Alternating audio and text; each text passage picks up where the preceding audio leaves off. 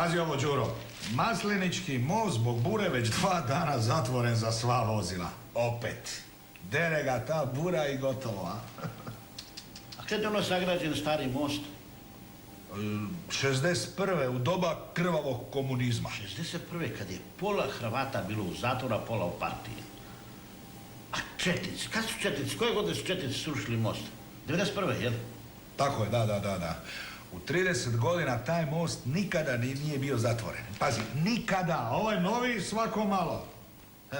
Majko moja, nije više vijest da je most zatvoren, nego kad je otvoren. Ali čekaj, Đuro.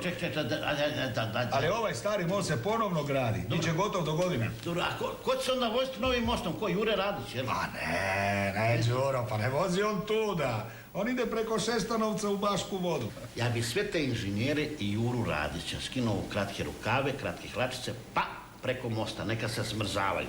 Tako bi ja. Đuro, ti bi ljude u kratkim rukavima odveo na najveću buru.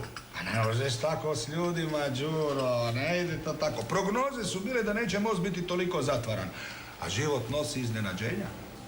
Prognoze su bile. Kada je prognoziran brojeve na lotu, ne pogodim, platim. Krivo sam prognozirao. Sve košta, prognoza košta, plati. Ja, i ti bi sad da oni plate most? Ne. Neka plate samo benzin, što se ljudi voze okolo kad je most zatvoren. Benzin nek plate. Pa ti bi onda i meteorolozima odbijao od plaće. Normalno. Krivo ste prognozirali vrijeme i rekli ste da će biti sunce, izađe van, dobiju upalu pluća. Boga mi, plati mi upalu pluća, plati, to košta. A onda bi trebalo i onima iz vlade oduzimati od plaće.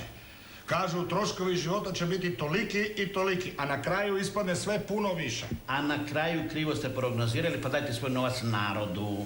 Advokati prognoziraju, liječnici prognoziraju, menadžeri prognoziraju. Da, svi krivo. Prognoziraju krivo zdravstvo, sve tuđim novcem. Ja bi zaveo reda među tim prognozerima, I to, znaš kako, reda!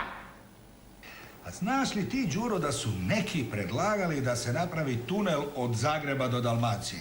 I onda sve to povezati lokalnim tunelima? Normalno. Kad su mogli iskopati tunele ispod La Manche, ispod mora, zašto bi ne bi napravili naše tunele? Ja bi dolje sagradio restorane, pumpne stanice, golf terene. I policiju bi ja stavio pod zemlju. I policiju. I tajne službe. U zemlju je puno toplije, nema snijega, nema policije, ne treba pospati sol.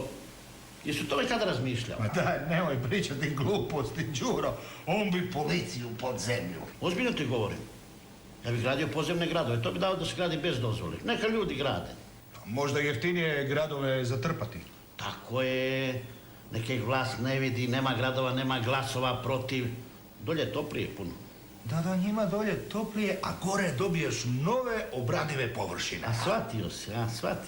Sagradimo ljepšu Hrvatsku. Sagradimo podzemnu Hrvatsku. Nama podzemlje ide dobro. Podzemlje, a? Tu smo talentirani. Maheri.